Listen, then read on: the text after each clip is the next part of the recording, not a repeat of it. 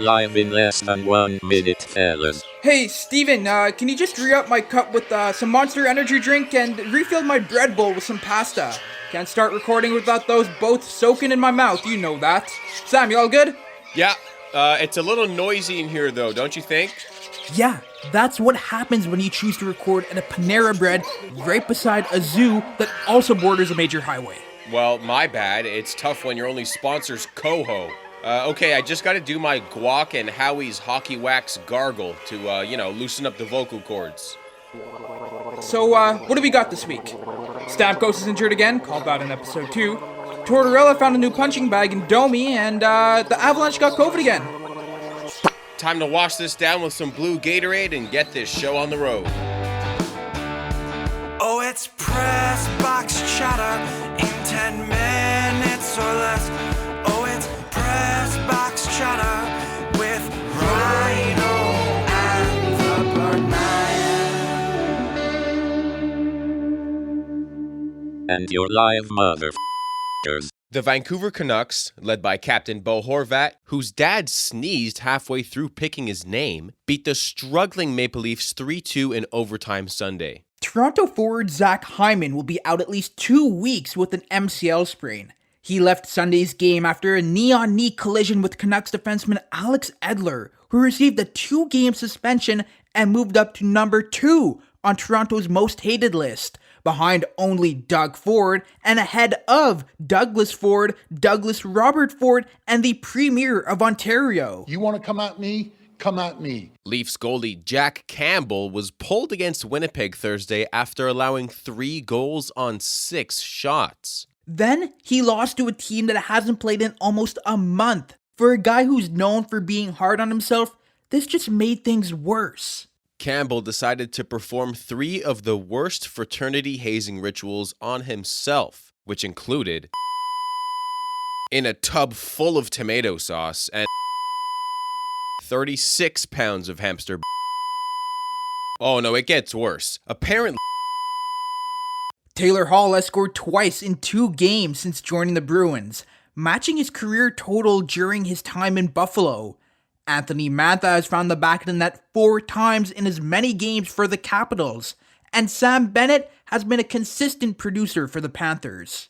just goes to show that a change of scenery can really help a player, unless you're Louis Eriksson, Milan Lucic, or Scott Gomez. San Jose's Patrick Marleau established a new NHL standard for durability this week when he played his 1,768th game, breaking the record held by Hall of Famer Gordie Howe.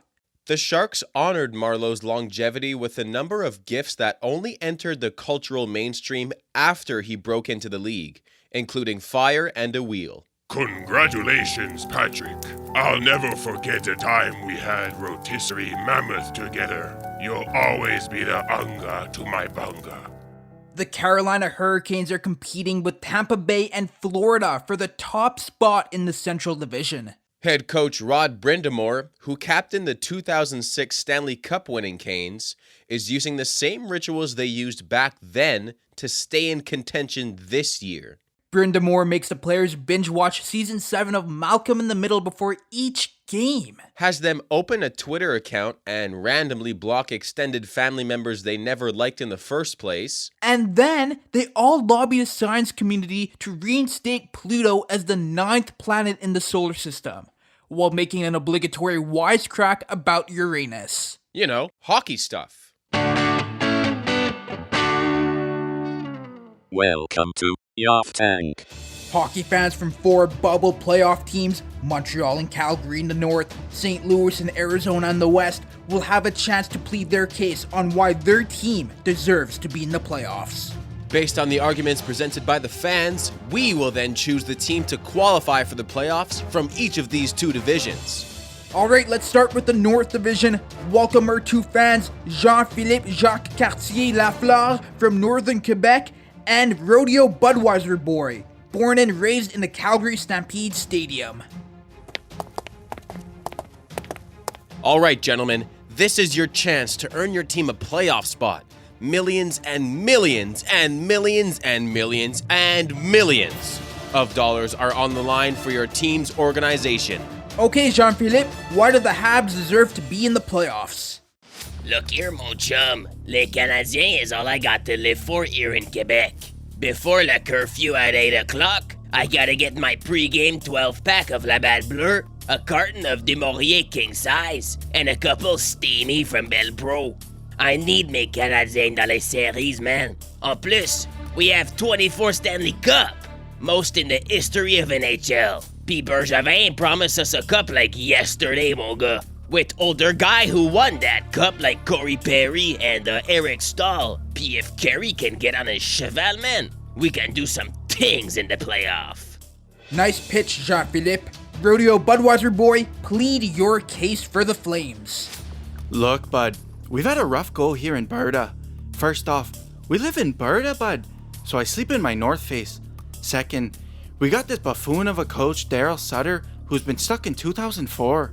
We can't put any pucks past the Tendy, but Markstrom's been real fertile lately, bud. Put us in the Yoffs, bud. Let us sign some hometown heroes, Ollie Postinen and Jacob Ardown, and we'll bring you a competitive first-round exit. I promise ya, eh? I love Labatt Bleu. And I love a good North Face puffer. I think we've come to a decision. We're picking right after a word from one of our sponsors. This episode of Press Box Chatter is brought to you by Coho Ice Hockey Equipment. We're out of business. And our decision is the Calgary Flames. They're probably going to sweep the Canadiens this week anyway. Next up, we've got the official Cardinal from the St. Louis Cardinals Major League Baseball team, and a guy who just moved to Arizona and hasn't adjusted to the extremely dry heat. Cardinal, you're on the clock. Oh yeah, we love Ryan O'Reilly here in Canada, and he's having a pretty good season too. Hey, look, I'm a goalie too, I get it. But Binnington, he's just not the same guy he was 2 years ago. What the f*** did this bird just say to me? Oh, that's it. This bird. Whew, that's one tough bird. You see my eyeball anywhere? Yeah, it's right behind the couch. Hey, you see my teeth anywhere? Yeah, there's a few in my arm right here. Oh, and also your nose is upside down. Thanks, Ryan. You're a good friend. Alright, we've heard from the Cardinal. Now let's hear the argument this sweaty guy from Arizona has for his team. Look, the Coyotes have beaten the Blues 4 times this season. We deserve a spot, way more. Is anybody else hot in here, or is it just me? I feel like I'm wearing a hazmat suit in a sauna. We've got guys like Garland who can produce up front. We got depth scoring in Kessel and a stud of a defenseman in Jacob Chikrin. Plus, are you guys seeing stars? Why is there a dragon coming out of your...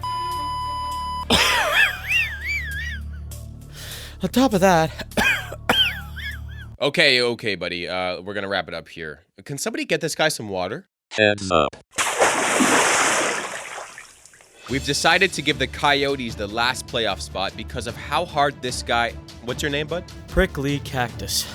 Because of how hard Prickly worked to get here. He walked all 277 miles of the Grand Canyon just to secure Arizona's playoff spot. Thanks for tuning in to Yoff Tank.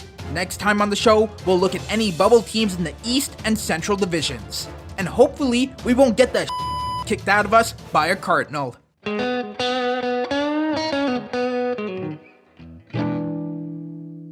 To wrap up today's episode, Rhino and I thought we'd give you some of our incredibly accurate and totally reliable bets for this coming week.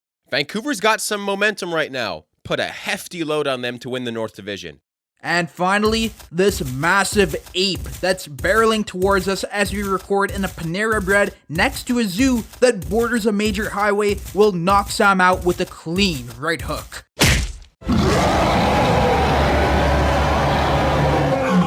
Hey, already got that one right. Oh, God. I think my head did a full 360. Okay, Ryan. All right, you want to start recording? Oh, it's press box chatter.